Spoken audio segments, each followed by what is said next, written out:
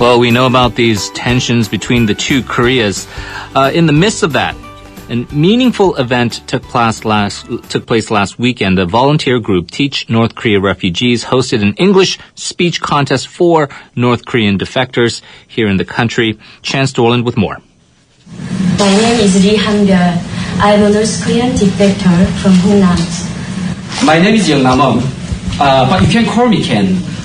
I was born and raised in North Korea, and I have had many extraordinary experiences compared to the most normal 35 years old. Hello, everyone. I am Sehyo Go. When I was in North Korea, I was not aware of the fact that I had been living with no freedom. What freedom means to me has changed throughout my life, depending on the circumstance. From being ignorant what freedom is, to becoming rebellious to the unfairness which I suffered. I hope, by raising awareness on this issue, North Koreans can be free of prejudice, and that people can accept North Korean defectors as no different to other human beings. Thank you for listening to my speech. This weekend, 7 North Korean defectors gathered in Seoul to answer the question, what freedom means to me?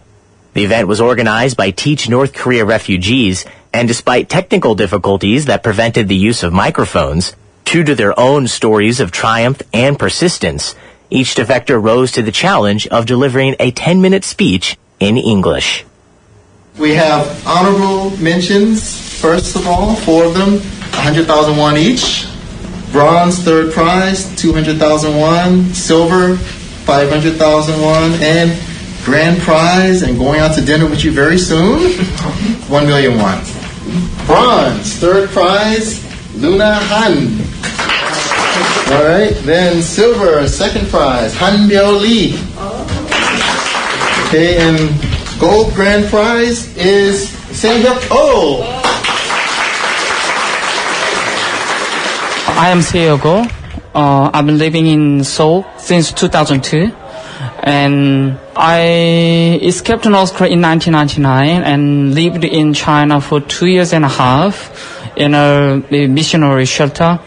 Then I entered the German embassy in Beijing, then came to South Korea in 2002. At a young age, all students were mandated to learn and manually copy a whole context of information about Kim family every semester. However, as I grew older, I began to become rebellious and resist all the rules and regulations which controlled my life.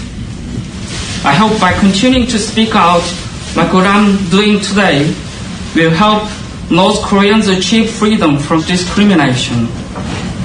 I have come a long way, escaping from starvation and now challenging my personal and social limits.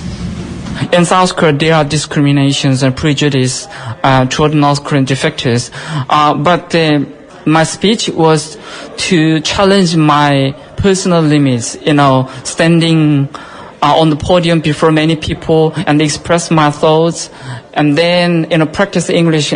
So that was my main goal. But at the same time, by expressing my experience, that's my personal experience, but my personal experience has also the aspects of society, social problems. So there are still, the barriers for the North Korean defectors when they, looking for a job and they like that. So I wanted my, speech to contribute to something to improving such problems. I asked the winner of the speech contest what he thought of the looming tensions between North and South Korea taking place on the very day of the North Korean English Speech Contest. One of my friends, the international friend, she is American. She texted me and they said, "Oh, are you okay?" I was born in Korean peninsula in North Korea and I was there.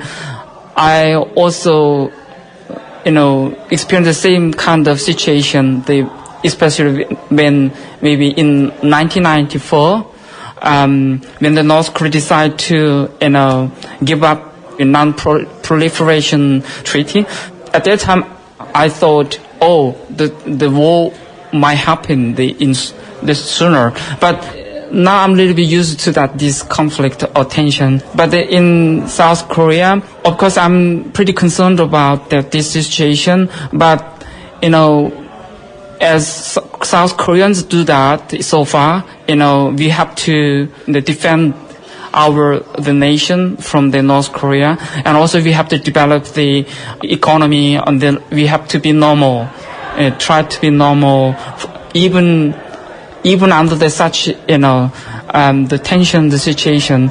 And also today's the speech, it has the message for North Koreans now. They may imagine the freedom may make them the rich, but my message was the freedom was not like that. In order to enjoy the opportunity to fully, I have to challenge my limits. But any society has such limits, so we have to challenge them. This is not the first English speech contest for North Korean defectors hosted by Teach North Korea refugees, and it won't be the last.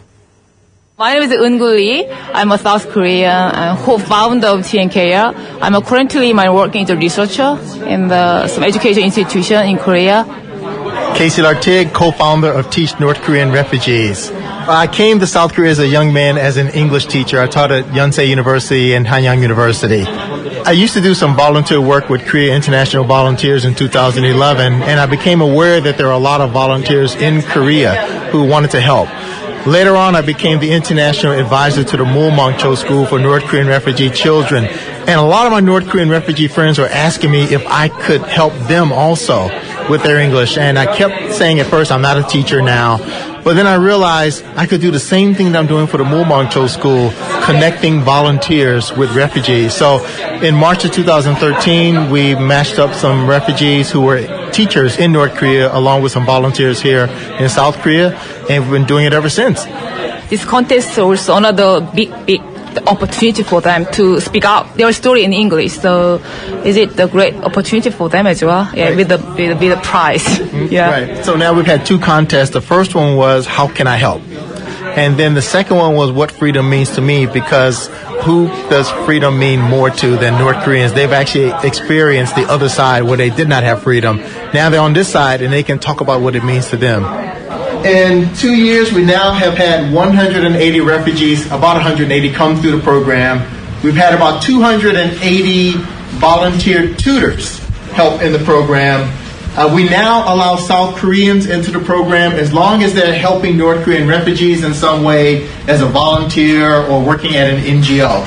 They can also study for free in the program.